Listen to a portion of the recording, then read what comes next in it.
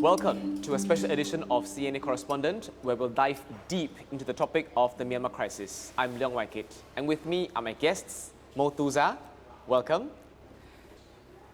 and Aaron Conley. Thanks for joining us today.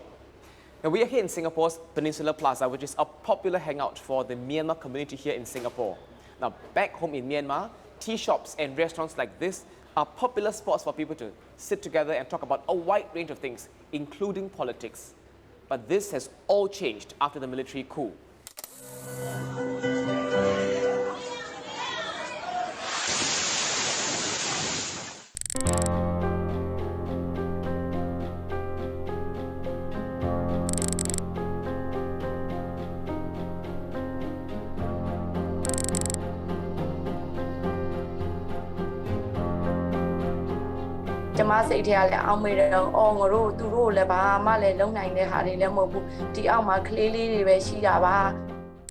The army is still bombing villages, and the Civilian National Unity Government, or the NUG, has been calling for help to build what they call an early warning system to help civilians in the event of an airstrike.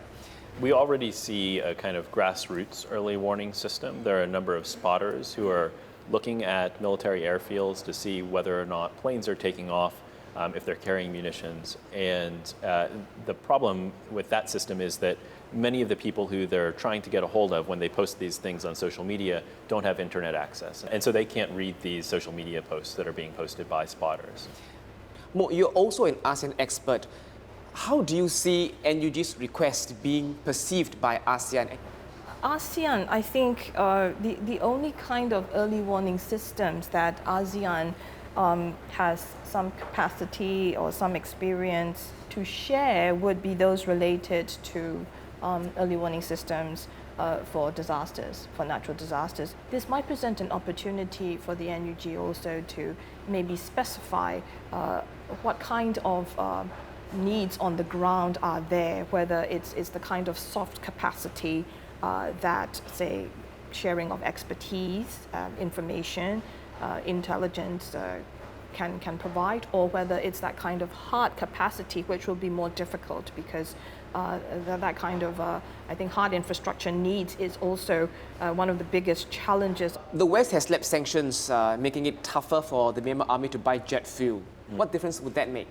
I think it's safe to say that so far it's made it more difficult for the junta to get its hands on jet fuel, but it is still able to get enough jet fuel to commence operations, and in fact those operations have been stepped up over the past year. But more and more we are seeing reports and anecdotes of villages mass burned or beheaded.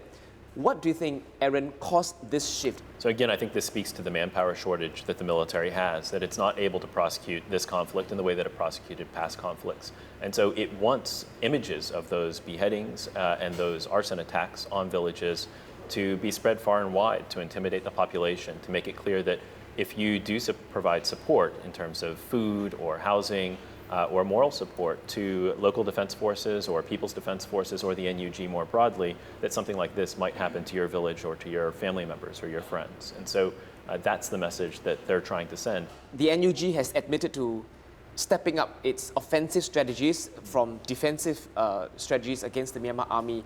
And there are also reports that the NUG side has targeted supporters of the Myanmar army. They have launched bomb blasts in certain areas. Do you think this is what's stopping the international community from being more openly engaging with the NUG? The thing that is stopping the international community from supporting the NUG is there's a lack of a clear case under international law. There's a debate about who the legitimate government is, and the NUG hasn't been able to demonstrate to other countries that it is sort of undoubtedly the legitimate government. It hasn't made that case conclusively.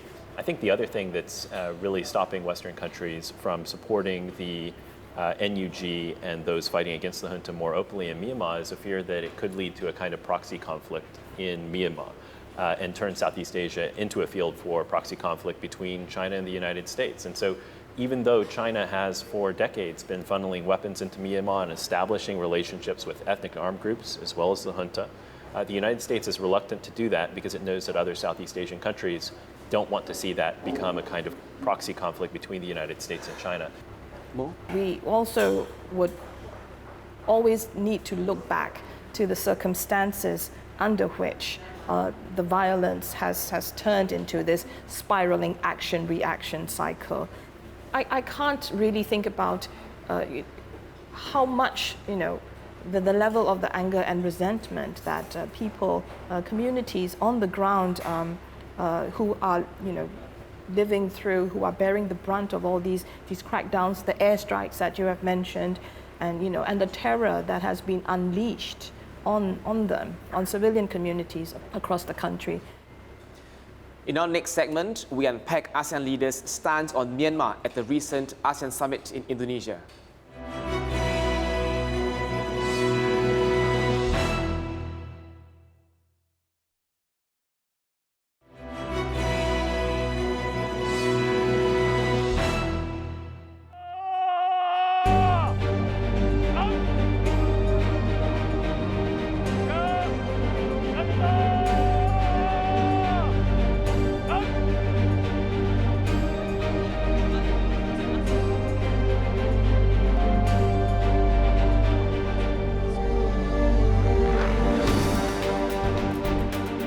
On the one hand, we have to maintain this position that Myanmar does not participate in ASEAN meetings at the political level. And on the other hand, you have to engage Myanmar, the military leadership, as well as the NLD. Engagement doesn't mean recognition.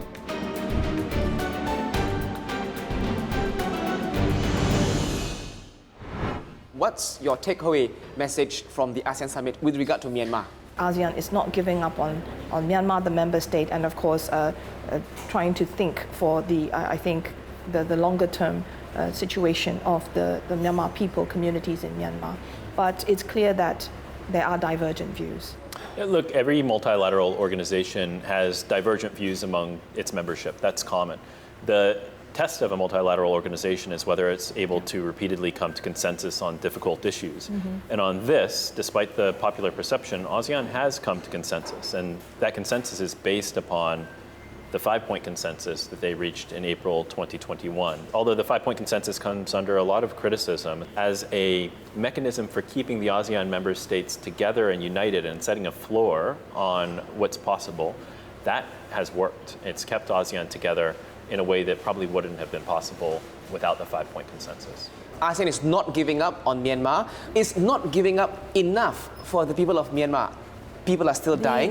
The criteria of restricting the State Administration Council's attendance at ASEAN's high-level meetings, the summit, foreign ministers' meetings, to a non-political representative, it's unprecedented for ASEAN. ASEAN has never done this to a member state. And it shows, I think, that that concern, that also that impatience, if you will, on the lack of progress due to stonewalling from a certain entity that has also, I think, perpetrated all of that, the main perpetrator of all of that cycle of violence that we were talking about earlier. Whatever moves or steps regional or international diplomacy tries to do, it's never going to be quick enough, fast enough, soon enough for the people suffering the brunt of all these crackdowns and atrocities in Myanmar. So I think that's the heartbreaking reality. We've heard earlier from the leaders of Indonesia and Singapore that there is still a need to engage the Myanmar army, just as you need to engage with other stakeholders. But what can possibly be achieved by talking to the Myanmar army, who has been described as stubborn and not heeding any efforts or advice from ASEAN? They are very set in their minds, and so it may be less useful. But I think when you speak to ASEAN diplomats, they believe that continued engagement keeps open lines of communications, allows these countries to send messages to the junta about their displeasure with how things are going in Myanmar.